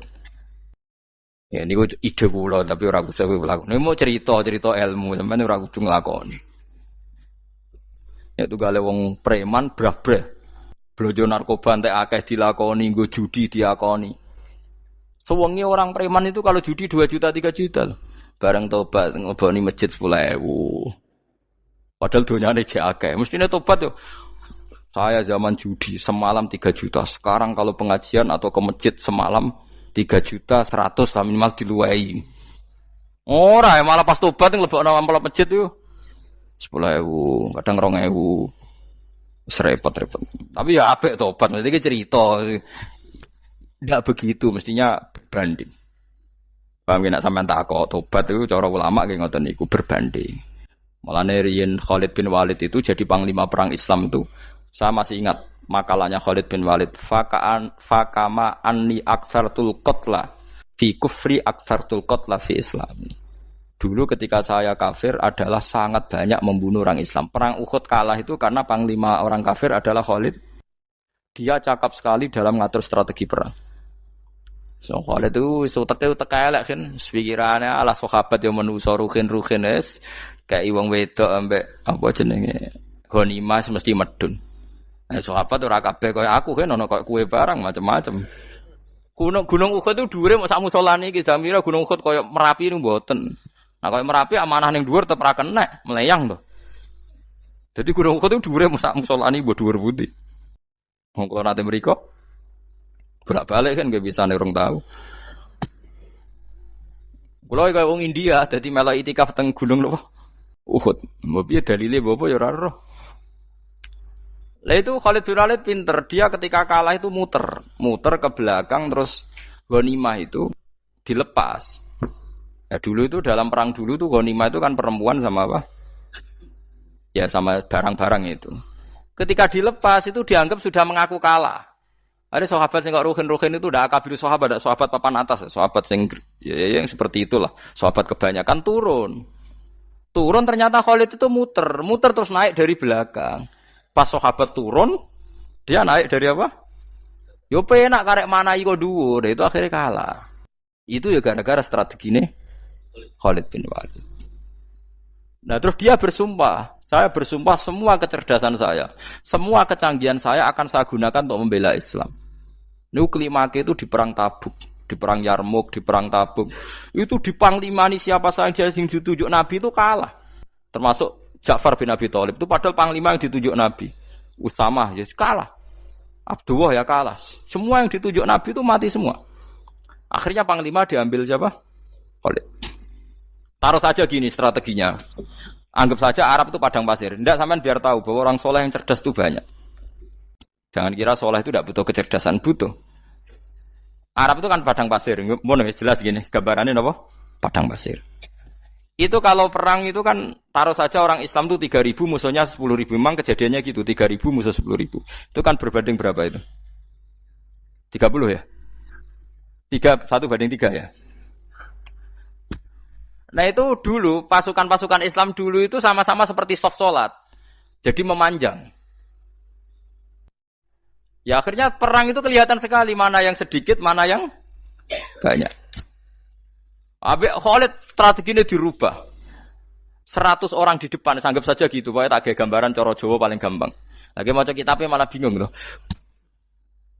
100 pasukan kuda yang di depan itu disuruh negarkan kuda. Disebut fal mughirati subha itu. Yang itu wal adiyati napa? Dobha fal mughirati subha itu. Ini pokoknya anggap seperti itu. Fal muriyati apa? Qadha itu. Kuda yang 100 di depan disuruh menegarkan. Pokoknya kon gerak sehingga debu itu banyak bertebangan. Terus pasukan yang 3.000 itu disuruh memanjang. Memanjang sepanjang-panjangnya. Karena di depan ini ada tegaran kuda tadi, orang kafir yang di sana itu melihatnya ada bantuan datang baru. Wih, pasukan Islam teko wakeh, panjang lagi. Dikira jumlahnya itu sampai 50.000 lebih. Paham sih kalau maksudnya? Jika wong kafir melaju perkara ini tidak mungkin kita tandingi, orang Islam dapat bantuan baru. Padahal ya wongnya podo. Mau baris setok dirubah. Nah misalnya sing mimpin Mustafa sembah jare mati ya syahid, mati kabeh wong Islam. Nah itu artinya dia masih ingat betul. Saya dulu pernah menggunakan kecerdasan yang sama untuk mengalahkan umat Islam. Saya bersumpah kecerdasan yang sama akan saya gunakan untuk memenangkan Islam. Coba bayang nonton ning padang pasir 3.000 orang, yang 100 di depan negarno kuda supaya pandangan tidak begitu jelas. Terus yang belakangnya memanjang dari jauh kan kelihatan pasukan dapat bantuan baru. Padahal ya orangnya sama. Akhirnya orang kafir merasa wah nggak imbang. Kita tidak imbang karena orang Islam dapat bantuan. Terus menang perang itu. Lah itu tobat bener gitu loh. Ora kok pas kafir cerdas, buareng Islam tobat nyapu masjid. Sebariku ngaji ngantuk. Padahal zaman kafir cerdas, memperdayakan ekonomi nganti sugih bergeder. Bareng Islam terus dunia nentek melarat terus nyapu masjid, sebariku sholat qobliyah ba'diyah mulai nggak poso sunat. Ya tidak apa-apa itu, tapi sugih tetap kok zaman kafir sugih. Zaman Islam kere, mestinya zaman Islam ya sugih terus kecerdasan dan hartanya untuk liizatil Islam wal muslimin. Mestinya, tapi ya enggak apa-apa kalau ada tobat model gitu ya enggak apa-apa. Ojo kok terus dari Gus Pak ngono ku elek ya ora ana jenenge tobat mesti apik, tapi enggak fair gitu loh. Masuk zaman nakal serius, zaman tobat sekenanya itu kan fala tuti mongko joto atsira al kafirin ing pira-pira kafir fi hawahum ing dalem selera hawa nafsune wong kafir. Wajahidhum lan merangi sirahum ing kufar. Merangi maksudnya berjuang bihi kelawan Quran. Maksudnya hujah. Uang iku nak merangi wong kafir nganggo Quran, ndak mesti perang iku nganggo pedang. Niki jelas kita bire wajah itu bihi ebil Quran. Maksudnya perang nganggo Quran itu kita melatih argumentasi atau hujah yang dengan hujah itu jelas-jelas ketok bener agama napa Islam. Wajahid lan merangi sirahum ing kufar bi iklan Quran ayat Quran itu Quran jihad dan kelawan perang atau kelawan jihad kelawan berjuang kabiran kang gede. Wa wa ta'ala wa alladzi zat maroja ingkang lepas sapa Allah al-bahraini ing dua laut. Arsalat sing lepas sapa ta'ala huma ing al-bahraini mutajawiraini hale berdampingan. Hadza utawi iki ku asbun iku banyu sing banget segere banget manise banget segere. Furatun tur enak diombe sadidul udzubati tekse banget manise. Iki kuno nak manane mudah diminum. Wa hadza utawi iki ku milkhun niku banyu asin, ujajun tur banget paite. Syadidul muluhah tegese banget paite. Tapi wasemono sungai sing gampang diminum. Misalnya sungai Komerapi sing napa gampang diminum maksudnya mboten pahit. Ketemu laut sing banget paite, meskipun banget asine, apa hakikate gawe wajah alalan gawe sapa Allah taala bainahuma antarane banyu sing napa tawar lan banyu sing asin, Allah gawe barzakhon ing pemisah haji santikse pemisah. Kita ndak tahu pemisahnya piye, pokoke akeh sing cerita banyak di tengah laut itu air napa tawar. Layak tadi itu ora campur apa hadu masalah sijine banyu asin dan banyu tawar bil akhir iklan sing liya. Mergo wonten apa hajis wonten apa hajis ana pembatas. Wa hijron lan tegese pembatas mahjuron kang iso nglindungi. Sitron tegese tutup. Mamnuan kang iso den cegah bi sebab anane sitru. Sebab anane pembatas apa ikhtilatuhuma, apa campure banyu asin dan banyu tawar. Alami wabaladih. Orang bermalam-malam jagungan sama teman asik itu kan perlawanan terhadap nafsu kita, syahwat kita untuk mungkin nikmati dugem di bar atau di tempat-tempat maksiat. Itu setan di Indonesia tuh kakuati sama Ki Jawa. Orang supaya nggak tertarik maksiat itu Ki Jawa cukup ketemu kancane masak terong guyon, gejol-gejolokan zaman mondok, suwengi lulus sangka maksiat. Bar wis tutup. Saya akan cerita sedikit tentang tradisi hujjah. Dulu lama itu kelihatannya sederhana, tapi kalau berargumentasi itu hebat. Tadi Gus Yofur menyebut kitab Mbah Hasyim itu mengharamkan kentong. Beliau masyhur itu punya kitab namanya Al-Jasus an Tahrimin Nakus. Intinya kentong itu haram. Secara dalil ini meyakinkan sekali karena ketika Rasulullah rembukan sama sahabat, kita dengan apa memaklumatkan orang kalau waktu sholat masuk. Ada sahabat yang usul pakai kentong. Dzaka lin nasoro itu Nasrani. Ya pakai buk itu semacam trompet besar. Dzaka lil Yahud. Kemudian ada yang usul kalau gitu api ya Rasulullah dzaka lil Majus. Sehingga dari hadis itu Mbah Hasyim berpikir kentong itu haram. Tapi Mbah Fakih Mas Kumambang itu mengkritik Mbah Hasyim dengan ngarang kitab Hazruus Antahrimin Nakus. Jadi beliau ngomentari kitab itu sambil geleng-geleng kepala. Kitab kok keliru nganti ngono. Itu jadi cara pikirannya siapa Ki Fakih. Kentong di Indonesia itu kanggo wedhus dicolong gitu. Pos kampling gitu. Kalau ada banjiran ya kentong, ada maling ya kentong. Jadi enggak ada persamaan sama sekali dengan kentong yang milik orang apa? Nasrani. Sehingga di pondok saya itu ada kentong tapi jelek sekali. Karena itu satu-satunya cara supaya beda dengan kentong yang di gereja. Kalau elek kan mirip kentong di pos kampling. Itu ya agak-agak ilmiah sedikit. Dulu ceritanya Gus Zofur itu saya teruskan. Itu singkat cerita, itu kalau yang di kejadian di Termas itu Mbah Dimyati sudah nyuruh semua kentong disembunyikan karena mau ada Mbah Hashim. Cerita itu mukarrar di Kiai Fakih sama di Kiai Dimyati Termas. Setelah kentong dikumpulkan semua, Mbah Hashim datang, seneng, ngiranya Syekh Dimyati ini sependapat dengan beliau, yaitu sama-sama nggak ada kentong. Tapi setelah itu ada santri yang matur, Mbah Dim pun beres kentong pun kulo delikno sedanten. Itu di depan Mbah Hashim. Jadi GR-nya Mbah Hashim bahwa Mbah Dim itu sependapat akhirnya hilang. Ternyata ini akal-akalan tuh gitu.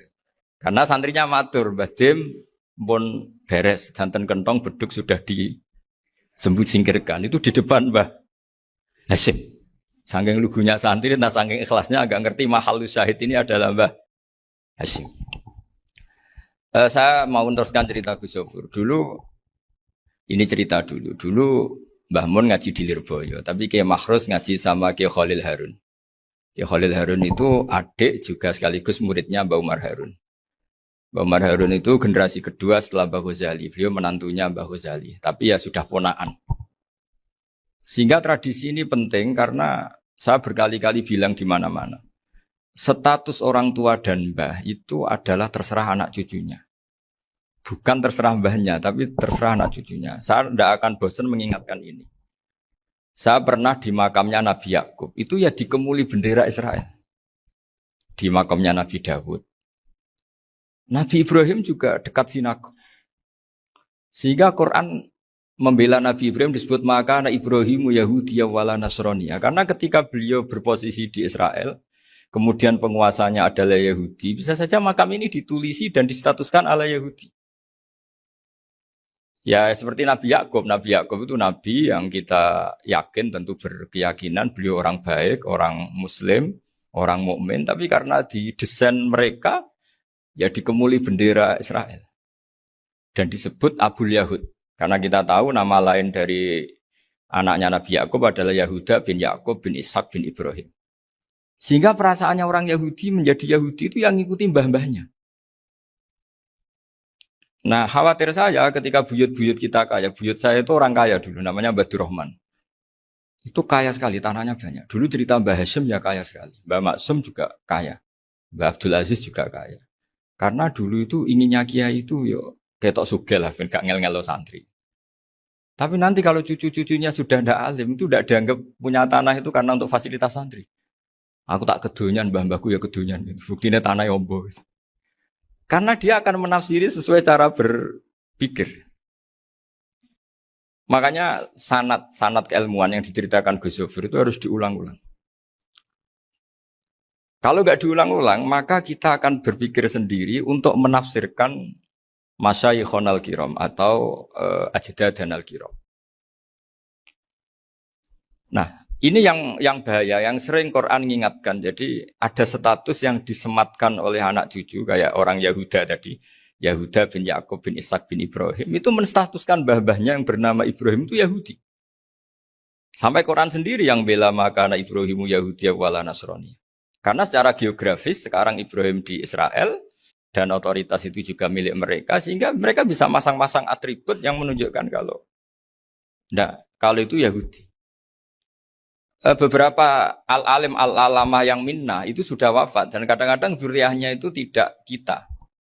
Kalau sekarang orang bahasakan kubu sebelah. Akhirnya ya nggak boleh dikholi, nggak boleh diziarahi. Terus seakan-akan yaqtaduna bi ra'yi, seakan-akan mereka berpendapat dengan pendapat syekh ini padahal enggak.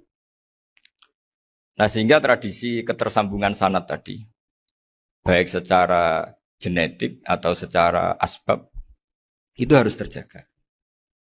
Saya beberapa kali banyaklah sering diceritain Mbah Mun. Dulu Mbah Munawir ini cerita ya, Mbah Munawir itu saking senenge kitab, ben santri ini so ngaji kitab. Itu kalau ada alumni Lirboyo, alim disuruh baca muin di sini itu Mbah Munawir ikut. Saking ingin tasjeknya, ingin ngajari santri bahwa ngapal Quran itu hafal tok, tapi yo paham. Dan penggalinya Mbah Munawir itu sampai klimaknya dulu Mbah Zaini itu nate nikah sama Nyai Komariah kalau nggak salah, binti Karim, binti mana. Punya putra Gus Habib, Gus Toha yang diantara putrinya dinikahi Gus Rozin. Terus akhirnya kesampaian juga ketika Mbah Munawir punya mantu alim alama namanya Mbah Ali Maksum, angsal Nyai Hasyimah. Sampai Pondok Kramjak ma'ruf bil ilmi, terutama ilmu sorof dulu karena Mbah Maksum itu komplain, fa'ala ya fulu kok terus fa'lan ya fa'ala ya fulu ya uful gitu kan. Masuk fi'il kok jejer isim gitu.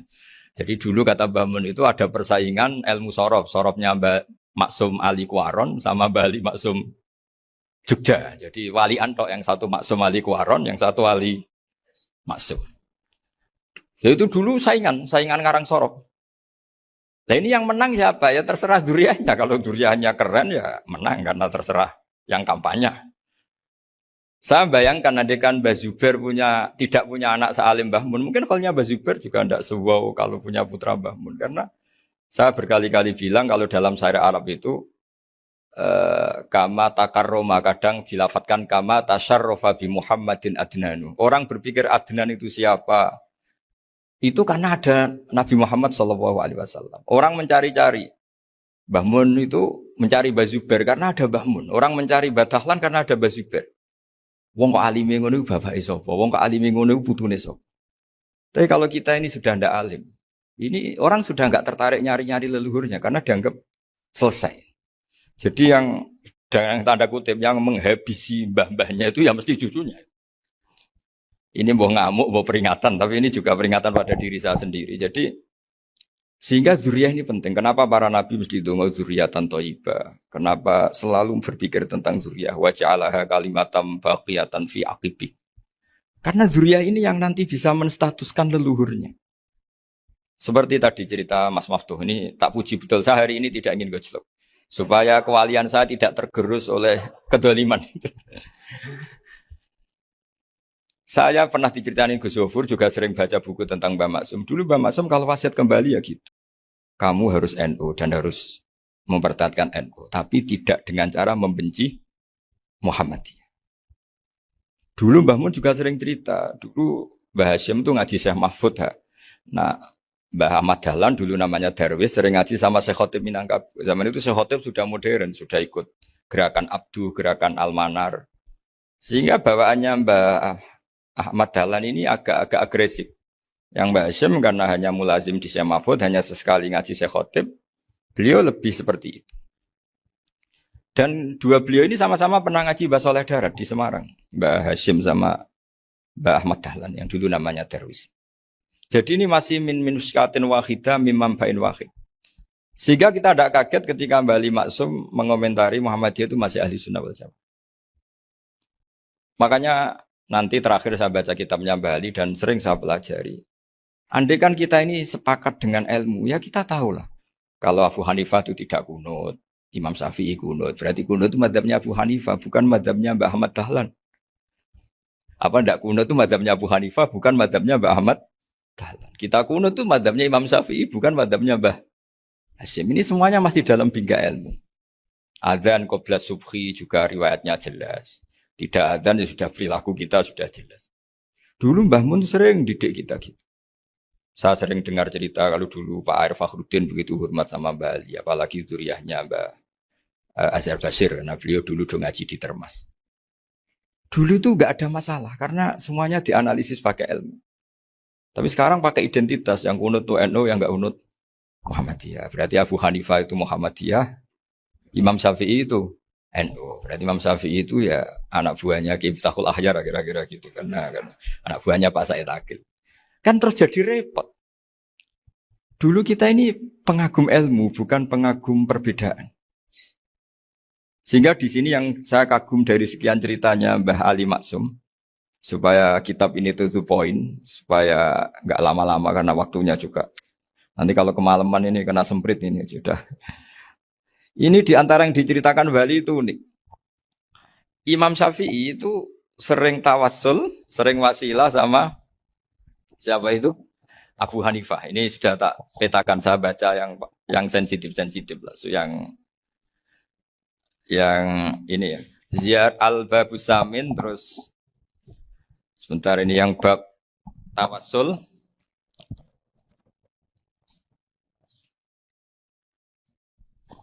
Ini di sini halaman 90, mungkin santri-santri kerap ya bisa ngecek lagi di kitab Hujjatul Ahli Sunnah. Ketika cerita tawassul di antara yang diceritakan Mbah Ali Maksum adalah perilaku ya, bukan sekedar statement tapi napa? Perilaku. Perilakunya Imam Syafi'i atau ahwalnya kalau bahasa halusnya yang selalu ke makamnya Abu Hanifah untuk tawassul.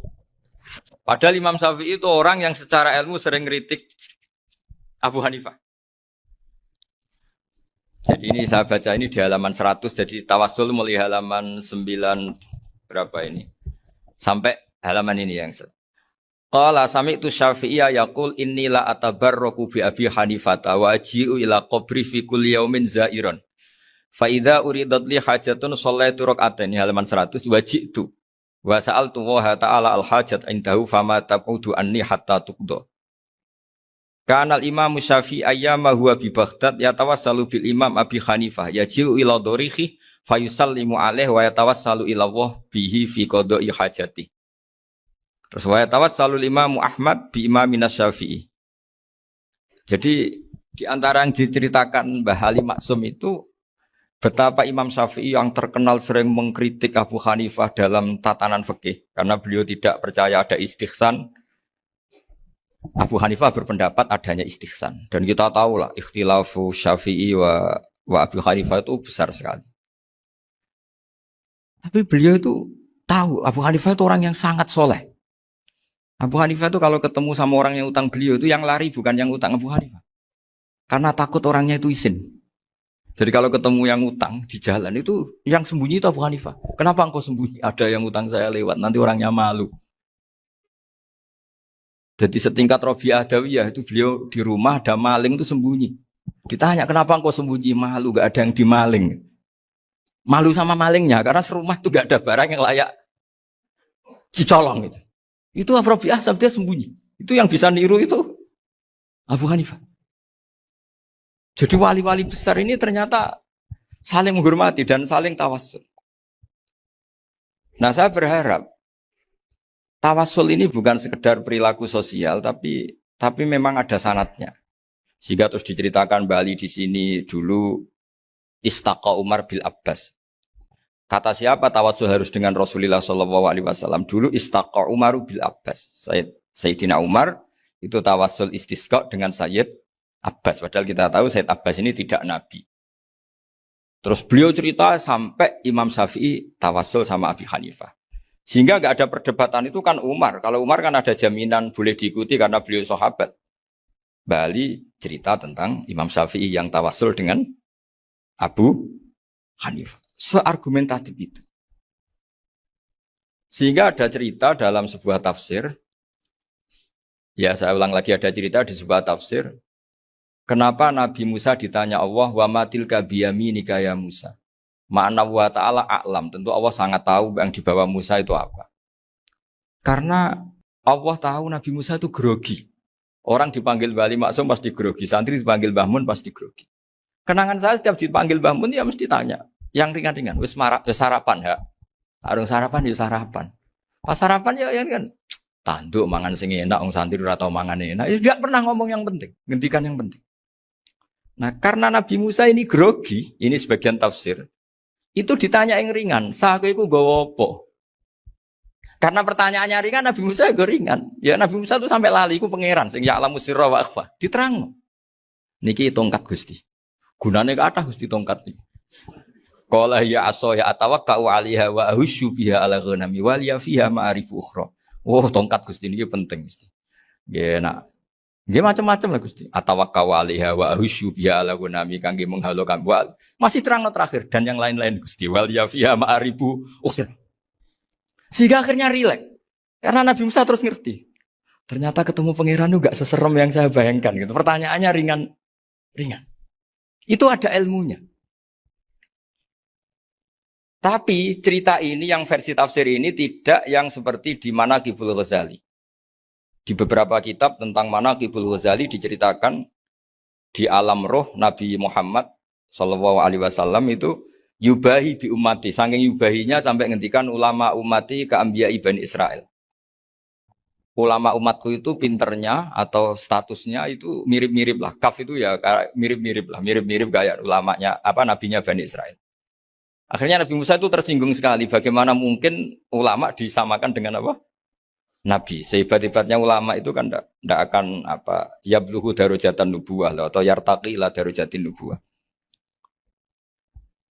Itu akhirnya ya kalau kamu nggak percaya panggil. Yang dipanggil Imam Ghazali. Ya Nabi Muhammad juga gak mau kalah gitu. Kalau manggil ulama RT ya kalah keok. Akhirnya Imam Ghazali datang, ditanya sama Musa, Mas Muka, nama kamu siapa? Ana Muhammad bin Muhammad Al-Ghazali At-Tusi Asy-Syafi'i. Itu disebut panjang. Nabi Musa guyu-guyu. Kamu lama kok ngomong yang gak penting. Ditanya namanya kok penjelasannya sepanjang itu. Dianggap itu satu kesalahan. Masa tanyanya nama kok ditanya. Jawabnya Muhammad bin Muhammad Al-Ghazali At-Tusi Asy-Syafi'i. Kepanjangan itu. Ketika Nabi Musa agak mencibir, agak gimana itu terus. Saya Imam Ghazali, kalau ini masalah, lebih masalah jenengan. Apa itu? Yang tanya jenengan tuh Allah ya alamu sirra wa akhfa. Dan Allah hanya tanya wa ma tilka biyaminika ya Musa. Harusnya jenengan jawab asoya titik, bukan kepanjangan. Atawakkau alaiha wa syubha itu kepanjangan. Allah tanya yang di bawah kamu itu apa? Yang di tangan kamu. Harusnya jawabnya hanya asoya. Tapi kenapa penjelasannya sepanjang itu? Sampai terakhir waliya fiha ma'aribu ukhra. Terus pinter tenan kayak gitu. Terus ada Nabi Musa terus bilang, ya pinter tenan aja gitu. Padahal kita tidak pernah GR seperti itu kan kebetulan Imam Ghazali. Gitu. Kalau yang lain mungkin ya keok lah kira-kira gitu. Tapi ini cerita dalam khazanah keilmuan. Benar yang dikatakan Gus Zofur. Saya termasuk orang yang pernah mondok Lirboyo Pasanan. Jadi setelah saya disuruh nemani Gus Kamil, tahun berikutnya Gus jenengan disuruh. Pokoknya anakku bosak ulan lah kudu tahu mondok Lirboyo. Biar aku tahu ngaji Wakarim. Terus yang disuruh Baturi Gus Kamil itu saya. Jadi saya pernah 1 bulan tuh di Lirboyo. Karena saya ini santri beling ya, kontraknya pokoknya penting ziarah Bakarim. Biasanya nggak pernah ngaji ya, pokoknya gerbar ngisa. Ziarah ya sudah. Ngaji subuh ingat saya sama Gus Imam. Itu dari 17 hari ingat saya ngaji 2 kali. Tapi kalau ziarah ke Bakarim sudah lupa jumlahnya karena memang kontraknya disuruh ziarah. Sampai seperti itu. Dan saking senengnya bangun sama Bakarim saya masih ingat. Ngamplopi salam template itu masih ingat untuk Gus Anwar, untuk Gus Imam, untuk Gus Kafabi, termasuk untuk Gus Maksum. Itu malam-malam saya dijak ngamplopin. Zaman itu saya masih ingat selawewu. Zaman itu kos 1 bulan itu 13.000. Jadi kira-kira kalau 25.000 itu untuk kos 2 bulan. Jadi saya krusnya itu pakai kos. Saya masih ingat Mondok Sarang itu kos 1 bulan 13.000. Berarti kira-kira 500.000 itu di amplopin sendiri sama Bang. Ini untuk Gus War, ini untuk Gus Imam, ini untuk Gus. Padahal Gus Imam ini mondoknya sudah dibangun. Itu bangun hormatnya sampai untuk jatah salam template. Nah yang ribet kebalikannya, kita pulang Gus Imam karena melihat Gus Kamil ini putrane Mbah Mun, Gus Kamil disangoni. Saya juga disangoni karena Gus Imam dulu ngaji juga sama Pak D saya. Sama keluarga saya. Itu kata Gus Kamil setelah keluar, mau kamu nih gua abal, boten berarti gua aku. Karena ini penting. Ini kalau sampai dianggap tukar guling ribet deh. Jadi ditakwil sendirilah. Mau kamu nih gua abal ya? Boten wis, yes berarti halal. Tapi sama Mbah Mun ya ditanya. Ditanyanya bukan apa karena untuk meneruskan tradisi bahwa kalau kiai ketemu itu ya saling memberi hadiah, saling itu sudah faqaddimu baina adena juakum apa? Sedekah. Sehingga ketika Kapya ini punya Bali Maksum alim alama, kemudian melahirkan murid-murid yang juga ipar kayak Mbak Warsun bisa ngarang apa? Kamus Al-Munawwir, Pak Bik juga punya karangan Kamus Al-Mu'asir. Saya itu punya semua. Karena ini adalah buah dari bahwa kita ini tidak kalah sama produk-produk yang di sana. Bahwa produk di kita ini sudah cukup untuk mengantarkan orang menjadi alim alam. Dulu Mbak Zubair ke Mekah ya sudah alim alam. Gus Zofur ke Al-Azhar sudah alim. Semua teman-teman kita ke Mekah itu sudah alim semua. Padahal produk mondoknya ya tadi. Mau digojlok kiai ini, terus mangkel be keamanan biasanya. Biasanya musuh besar pondok itu keamanan. Jadi bukan berarti gojlok ibunya Gus Maftuh enggak. Biasanya keamanan tuh musuhnya apa? Banyak. Itu tradisi keilmuan itu harus dijaga dengan hujjah dan dengan tadwin, dengan pembukuan. Saya punya sekian cerita ya. Misalnya dulu kita mungkin iskal itu janggal. Kenapa sih orang Islam tukaran sama orang Islam? Sehingga di antara doa Nabi yang enggak dikabulkan Allah, enggak boleh dikabulkan sama Allah enggak boleh, bukan berarti enggak mustajab. Redaksinya famana aniha, memang enggak boleh. Redaksinya bukan falam yastajib lahu tapi famana aniha. Di Al-Marrah As-Salisa ini Nabi dilarang, yaitu melarang umat Islam itu jangan sampai tukaran sama umat Islam sendiri.